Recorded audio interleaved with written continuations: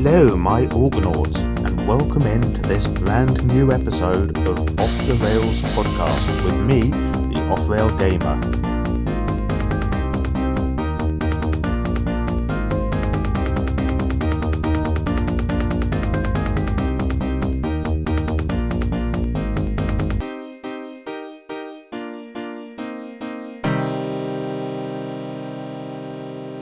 Hello, everybody, and I hope you've all been well in the 2 weeks since last we spoke.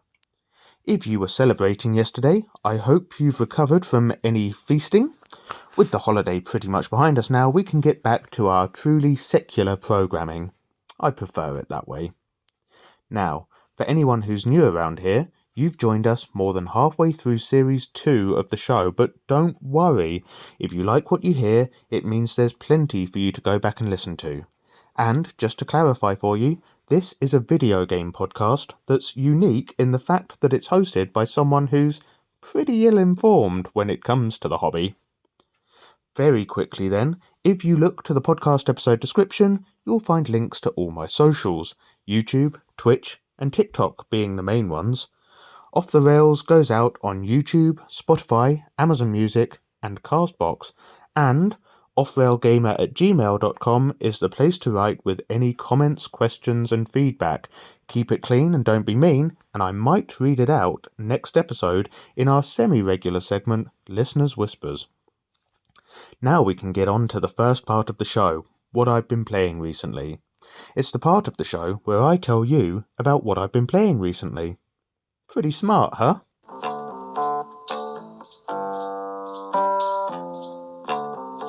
Xbox players finally got to play Indiana Jones and the Great Circle, and better still, it was included on Game Pass from day one.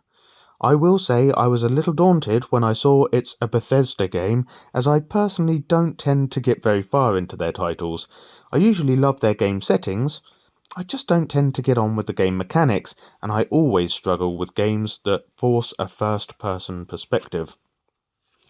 I won't be spoiling much for anyone still looking forward to playing, but all I'll say is that it opens with a recreation of the opening scene from Raiders of the Lost Ark, where Indy triggers the boulder trap and must hightail it out of the tomb he's been exploring.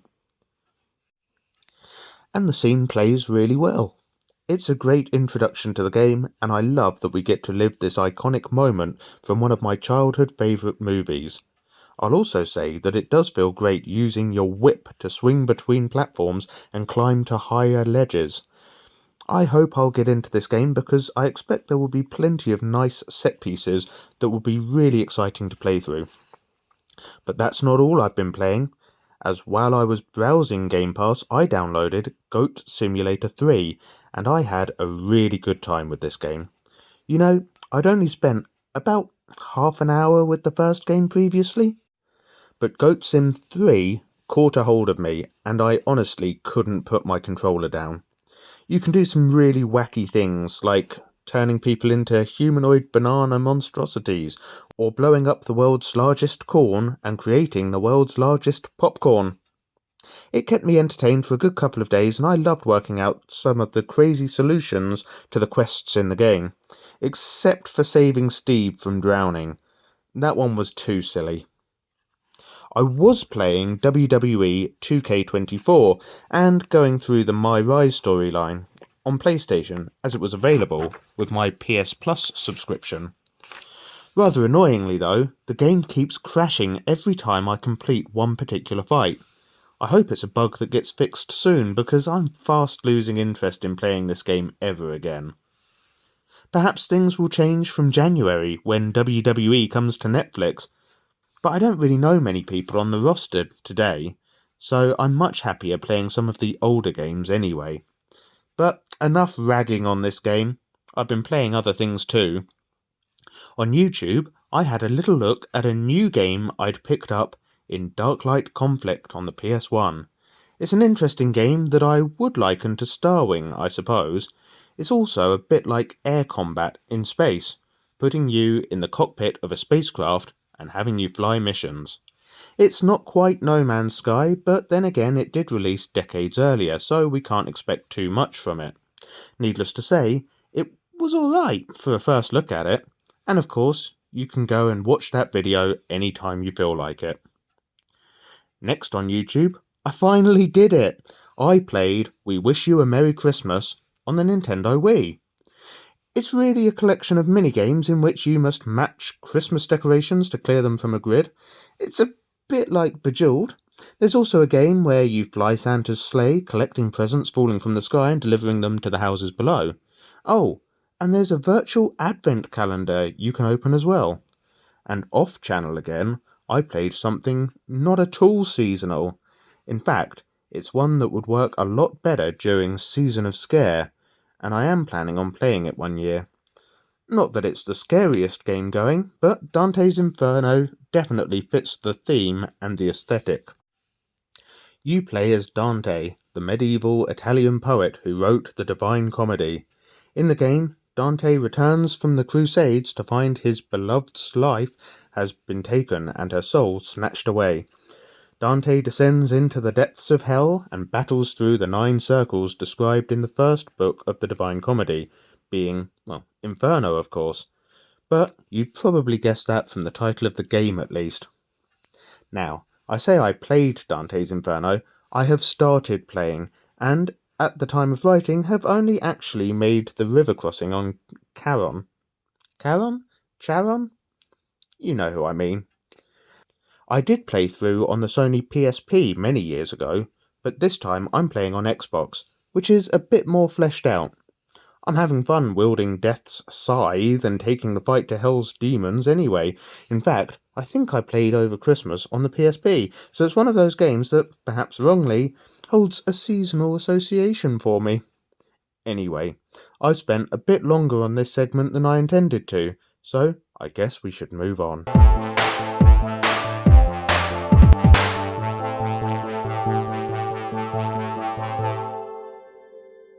We haven't had any gaming news for a while, but that's not for lack of searching for something interesting to share with you on my part.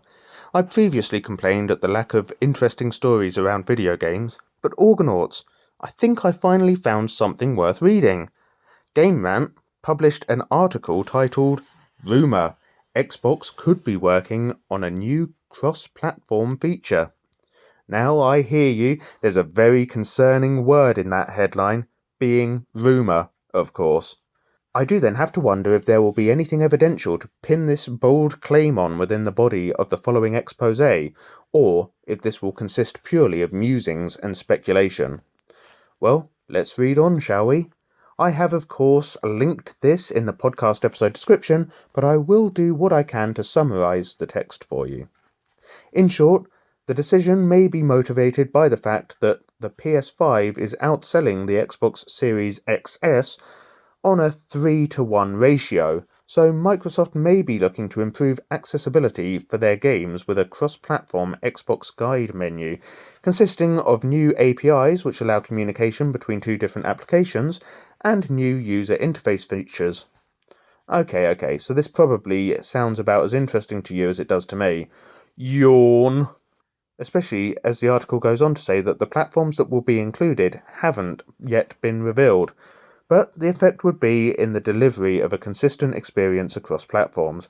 A little speculation on my part, but if we're expecting anything beyond Xbox and PC Game Pass, could the intention be to look at third parties like EA and Ubisoft, and if so, could that drive change to other consoles to step in line with these platforms?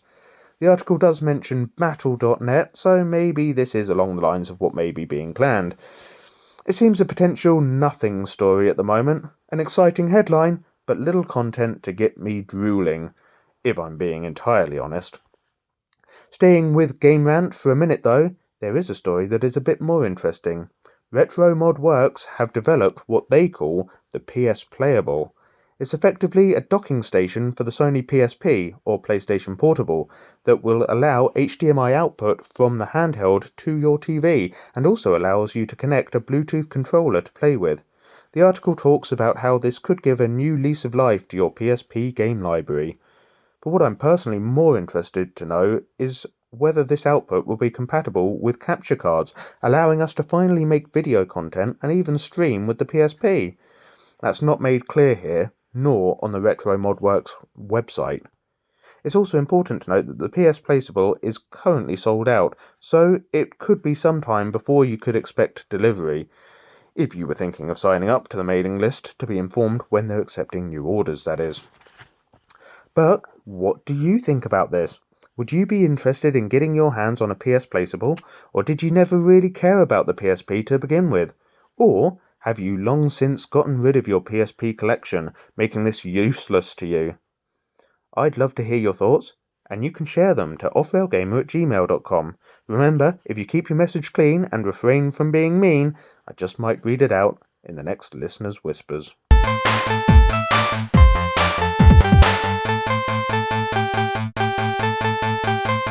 Well, here we are then, fast approaching the end of 2024, and it's at this time of year that people often like to do two things. One, look back in reflection on the year we're wrapping up, and two, look forward to the year ahead in anticipation of what it might bring and what it might have in store for us. Now, I see little point in looking back, as you can always listen to older episodes of Off the Rails to remind yourself of what we've been up to this last 12 months, so we'll be looking forward then. And I did think of setting some gaming New Year's resolutions, but this would probably amount to a list of all the games in my backlog that I need to go back to, and I don't think that would make for interesting listening. Instead then, I pulled together a list of games that are expected to release in 2025, and I figured we could have a look at what there is to get excited for in the next 12 months. I'll start with a game that should have been released this year, but that slipped, I think, to February 2025. It's a remaster, and specifically it's a remaster of Croc, the classic PS1 platformer. Now, I'll be honest, the controls in Croc Legend of the Gobbos could be more fluid, more accurate, and generally greatly improved. It's a fun, cute game, and it will be nice to see it get a graphical makeover, in addition to the new control mechanics promised. I don't know if I'll be picking up the Croc remaster myself, as I only fairly recently added Legend of the Gobbos to my collection, and although I really like it, I don't have any nostalgia for the series, and for now, I'm happy playing the original. But we'll see if I change my mind when the remaster drops. I'm sure price will play a significant role in my decision making on that. I definitely prefer to spend my money on a new game, rather than on all the remasters we keep getting. And we are getting some new games in 2025. For example, if all goes to plan, we should also be seeing Kingdom Come Deliverance 2 in February. I'm kind of excited for this, as I did love the realism that the first game attempted to deliver, between all its glitches. But that realism is also a slight deterrent for me, as the difficulty in that first game was absolutely punishing. I am minded to go back to Kingdom Come Deliverance and see if I can progress a little bit further with it. The setting was incredible to look at, and it was great exploring both castles and smaller medieval villages and hamlets.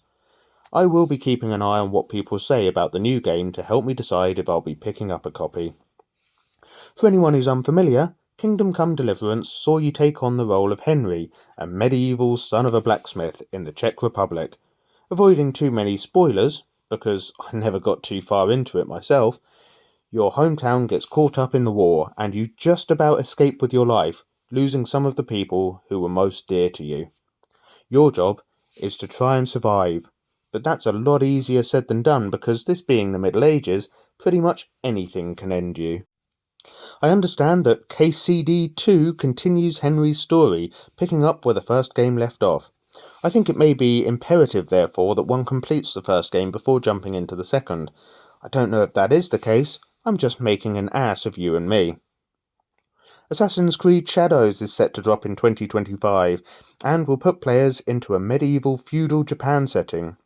I know this has been highly anticipated by many gamers online for years, and with the popularity of the series Shogun on Disney+, I'm sure many will have even more of an appetite for it. Never mind the fact that I gave up on Shogun. I really didn't like the central character, particularly because of his pronunciation of the word negotiation. Anyway, I'll be waiting to see if the new Assassin's Creed will be in the style of Origins/Odyssey, or in the style of Mirage, because I didn't get on with Mirage, and unlike everyone else my age, I'm not so obsessed with Japan, so this won't be a must-play for me, if it plays like Basim's game. I am quite looking forward to Donkey Kong Country Returns though. I just hope it will release on the Switch and not exclusively on the Switch 2, as I don't have the funds to be buying a new console in the coming year. Saying that, hold on, it is a remake of the 2010 release on the Wii, which was the first Donkey Kong game made after Rare's acquisition by Microsoft. It's not a game that I have in my collection, and Switch controls may be easier to get on with. However, you can pick up the Wii version for about $5, so maybe I'll go with that instead. Decisions. Well, Monster Hunter Wilds is definitely a new release for 2025, and as you know, I have been playing Monster Hunter Rise on the Switch this year. Now, I understand Wilds should be seeing a release on all consoles and on PC, and, unless I'm mistaken, will be cross-platform as well. They're by no means easy games, requiring patience to learn each monster's pattern of attacks, and their weaknesses to make sure you equip the correct weapon for every battle. They are good fun though, especially when you team up with friends online to go give those Rathians and Anjanaths what for. I imagine Wilds will be releasing with a full £70 price tag, so I'll probably wait until it massively drops in price, or until it gets added to PS Plus or Game Pass before I dive into it. I'm not sure that's true of the next game I'm going to cover though. It's been a long time since we've had a Fable game, and even longer since we've had what I would call a proper Fable game, with Fable 3 releasing more than 14 years ago. That means fans of the series have been waiting longer for a new installment than fans of GTA have, and at least in that time we got Red Dead Redemption 2. Now, I can't call myself a massive Fable fan, having played only a little of the first game and played through the third game 2 or 3 times, but I did really enjoy Fable 3, and I'm sure I'll pop it on again at some point. Maybe it'll be one to stream in the new year. In the upcoming Fable, which some gamers are referring to as Fable 4, and rightly so in my opinion, for the avoidance of any confusion, gamers will be transported back to Albion. It's a land that has always been part kind of medieval and part mythical / fairy tale. It's a bit like the world of Shrek, or a less gritty version of the world of The Witcher. Though don't let that fool you into believing it's all pure and pleasant, as you will encounter adulterous lovers and ruthless entrepreneurs who are not above exploiting their workforce. We saw the original announced trailer for the new Fable game way back in June 2023, so it's nice to know the wait is nearly over. Well, compared to all the way back a year and a half ago anyway. And before I stop waffling on about it, let's remind ourselves of one of the exciting new things that looks set to feature in the new game. The announced trailer featured the narration of one Richard Ayoade of the IT Crowd and Garth Marenghi's Dark Place fame, and it was revealed that he was a giant. So I'm highly anticipating there being giants in the plot, most probably as NPCs, but I still think that ought to be pretty cool. Okay, let's discuss the next remaster, shall we?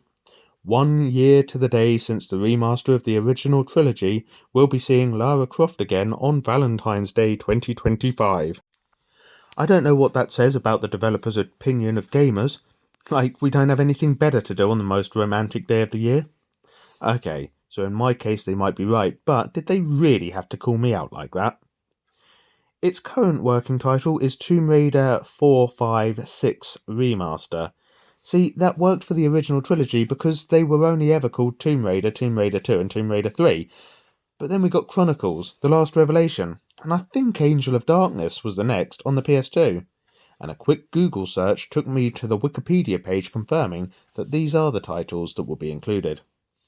I haven't played any of these games yet, and I don't even have Angel of Darkness in my collection. Now, a year ago, I'd have expected everyone to comment something along the lines of, well, why would you? It was, for the longest time, fairly notoriously disliked by most Tomb Raider fans, who I believe rated the poor control mechanics as one of the main reasons for slating it.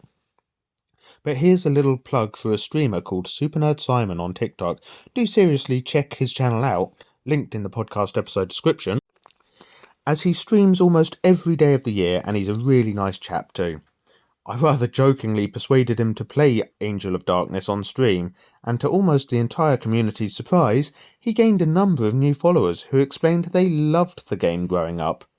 So, with such a high volume of praise for Angel of Darkness, I am feeling partially minded to check it out for myself and see what I missed out on. But what do you think? Should I put myself through it? Drop an email to offrailgamer@gmail.com and let me know. Doom: The Dark Ages is going to be a prequel to 2016's Doom, and is set to deliver more of that high-energy gaming that encourages you to not stop moving. Shoot now and ask questions never. There's no time. Being a prequel, the Bethesda website tells us, you are Doomslayer, the legendary demon-killing warrior fighting endlessly against hell, and promises to deliver the epic cinematic origin story of the Doomslayer's rage. I highly doubt we'll be seeing baby Doomslayer tottering about on unbalanced little legs, struggling to walk 5 paces, much less wield the BFG 9000 to clear a room full of cacodemons, but nonetheless I'm sure Doom: The Dark Ages will offer something to many gamers. Personally, as I've said previously, I haven't really got on with Bethesda games over the years. I mean, they definitely appeal, but I've definitely talked of my struggle with first-person games before, and beyond that, there just seems to be some kind of disconnect for me with Bethesda games that I have tried. But that's okay, because I recognise that they do make objectively good games. It's just that we're all different, and I guess I'm looking for something different from my playtime. And an upcoming game that's certain to deliver something different is Date Everything. Now this one seems a very weird premise, and just might prove to be too different, for me even. Essentially, you, or the playable character at least, lose your job in customer services. You've been replaced by AI. But never fear, because an anonymous gifter sends you a package that will turn your life back around. You've been sent a pair of Dateviators, glasses that make your house come alive so that you can date everything. From the looks of things, it makes your furnishings and appliances appear to turn into a bunch of hunks, and possibly in some cases a hunk-a-chunk, so that you can date them. It's a quirky new dating sim that may prove amusing in the hands of some of your favourite streamers, you know, your Jacksepticeye's and your Markipliers, but I think it's one I might allow to pass me by. Calico Cat Cafe was enough for me, although I did genuinely have fun with that title in fairness. But there's one game coming next year that I'm super hyped for, and I only learned of its existence when researching this episode. Now, I'm sure you're all on tenterhooks, so I mustn't keep you waiting. We're getting a new 2-point game to add to Hospital and Campus, and it's called 2-Point Museum.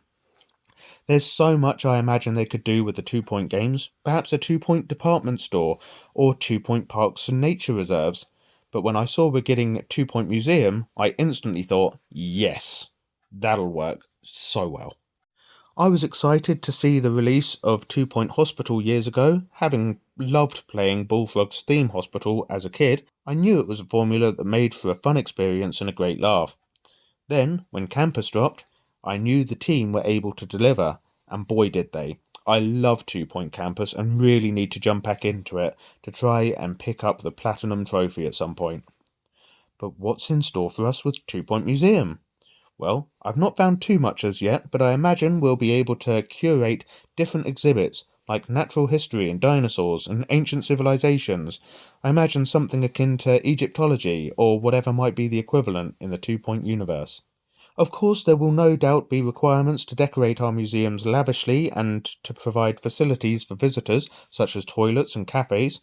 Perhaps we'll have to hire Indiana Jones-style archaeologists to go out into the world and retrieve artifacts, their success hanging on how well qualified they are. Now, this is all entirely speculation on my part. I don't know what's going to be included in the game, beyond the standard 2-point sense of humour, of course. I can tell you that I'm really looking forward to it, though. And there we have another episode just about wrapped up. But what releases are you most looking forward to in the coming year? There are plenty I didn't have time to talk about today, so why not drop an email to offrailgamer@gmail.com and let me know what's got you excited. Otherwise, I shall wish you a happy new year, and I'll catch you on the other side. Bye!